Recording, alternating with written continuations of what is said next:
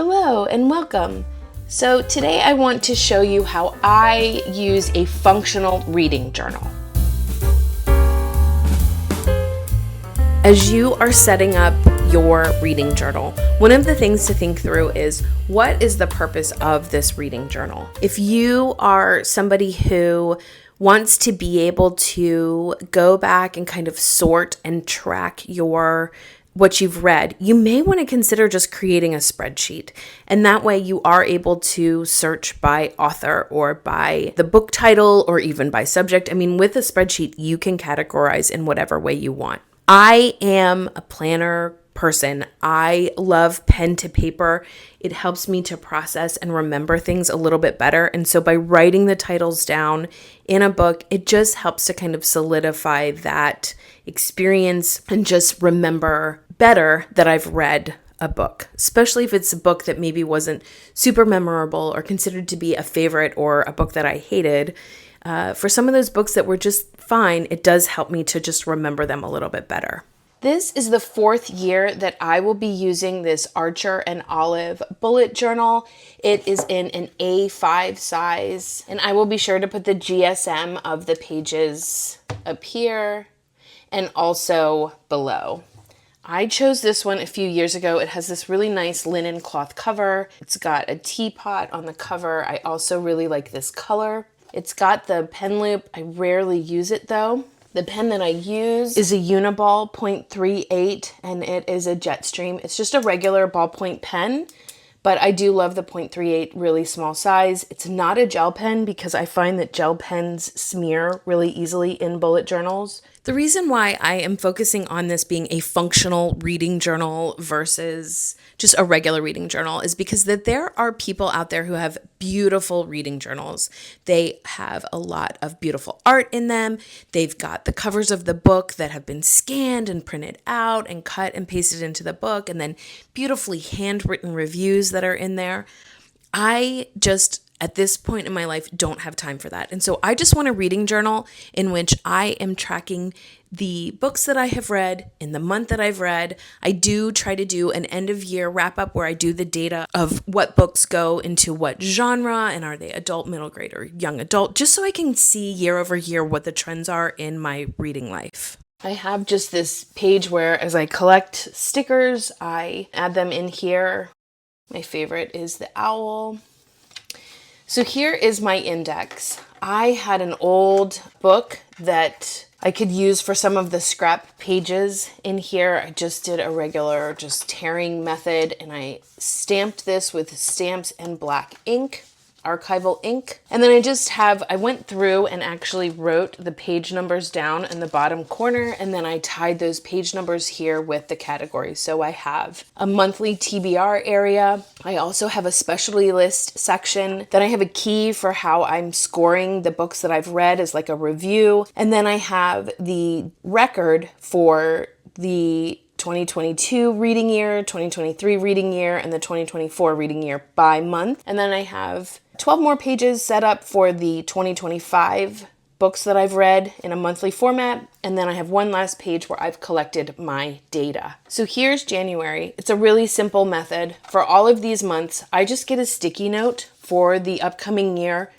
And I will sometimes have sticky notes all over the page. And then that way I can move the sticky notes into the monthly, have already read area if I would like to. I can just throw them out. But that way I'm able to reuse the book year over year. I'm not writing actually in here what it is. I just use a sticky note and I can change this year over year. I've got February. I do have like seasonal styles in my Post-it notes because I am a stationery nerd like that.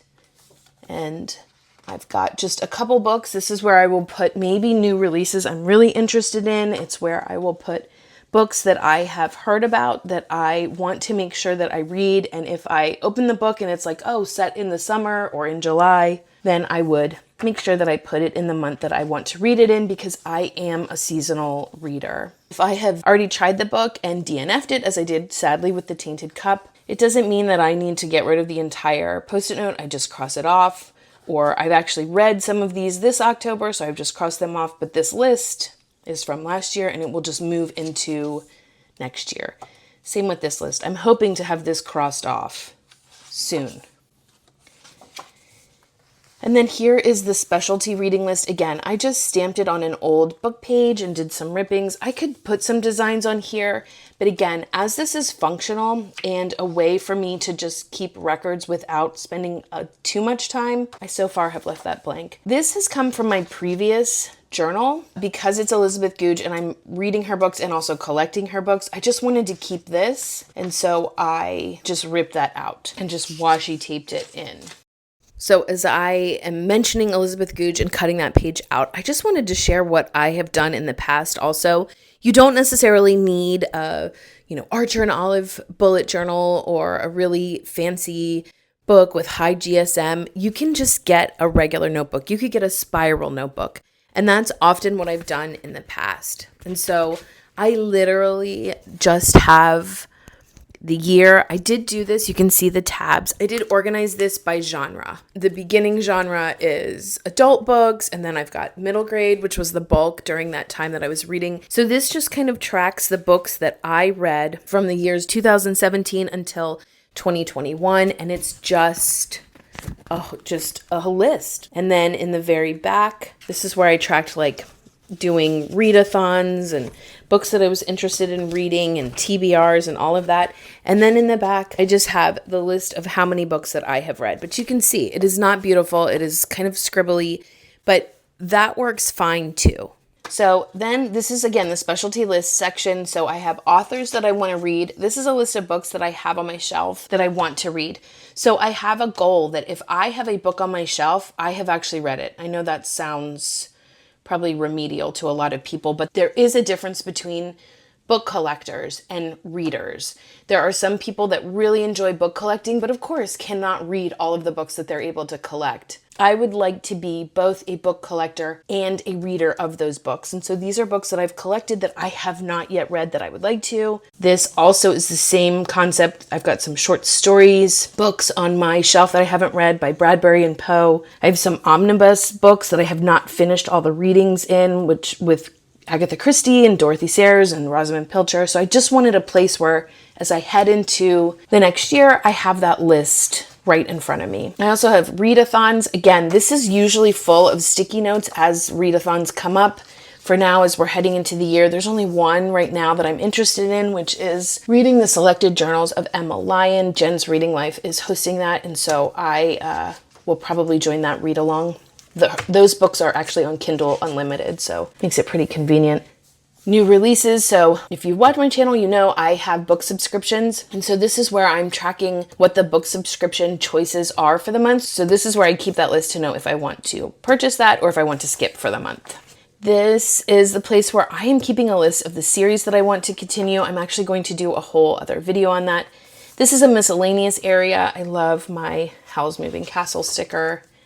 And then this, now we're into the key section. So I attempted as I built this to have this whole category and the star ratings and are they books that I would recommend to my kids? I've really gotten away from that, but you can see I have, this is 2022. This is like how I've moved the Post-it notes over from the original January list. And I have from that year, I've got all of these. I have categorized them on the side as YA and what the categories are. Fiction, historical fiction. I did decide in 2023 not to do that, but you can see I've got the list, I've got the numbers. I actually was recording the DNFs. I've since stopped that and I kind of regret it. I feel like maybe I should track that again. So I guess we'll see. So I've got all of those for 2023. I make sure that I've got the numbers to know how much I've read each month. And then I've got 2024. I am going to do a video on my favorites of 2024. And then I'm into 2025. And this is where I will record the January books. I have it all set up for 2025. And then in the back, I have this place where I keep the books that I've read, and I've got it categorized with the data and the charts and how many divided out by middle grade, YA, and adult. And and this is just for my reference to see year over year what my genre preferences are. And I actually can see a shift from less middle grade to more adult as my kids get older and I'm reading a little bit less middle grade. So that is my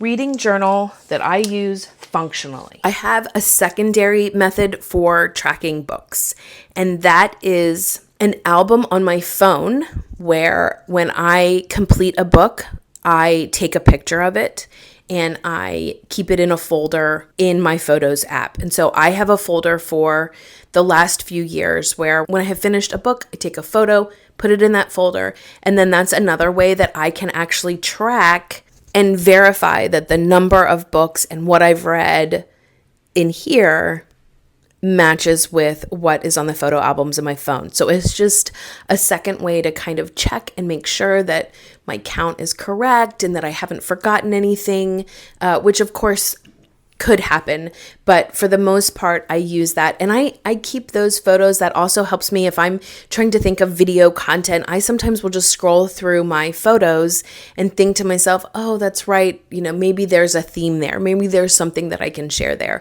So I use both of these sort of in tandem to make sure that I'm accurately tracking the books that I've read. I would love to hear how you keep track of the books that you've read. Let me know if you track your DNFs and keep track of knowing what books you've started but not finished. I'd love to hear how you do that. And if you have a reading journal, whether functional or maybe it's electronic or maybe it's one of those beautifully artistic ones, I would love to hear about it. So please leave that in the comments below. Thanks so much for watching, and until next time.